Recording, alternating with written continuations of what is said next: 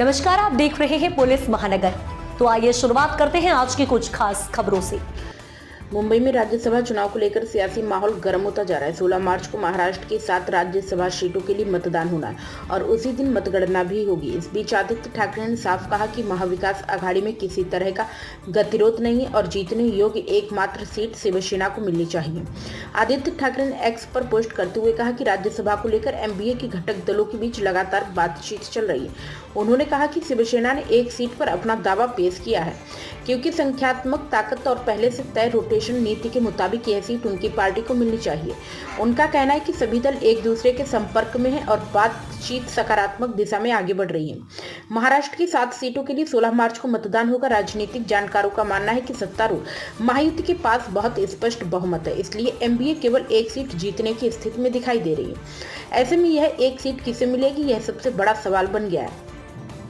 संजय राउत ने भी साफ किया कि एमबीए के भीतर बातचीत जारी है और अंतिम समय तक चर्चा होती रहेगी।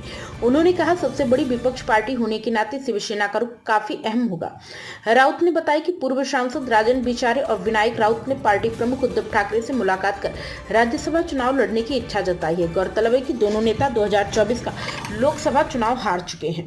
एमबीए में शामिल तीनों दल शिवसेना, कांग्रेस और राकपा इस एकमात्र सीट पर दावा ठोक रहे हैं। मौजूदा संख्या बल की बात करें तो शिवसेना के पास 20 विधायक हैं, कांग्रेस के पास 16 और राकपा के पास 10 विधायक हैं। इसी आधार पर शिवसेना खुद को मजबूत दावेदार मान रही है।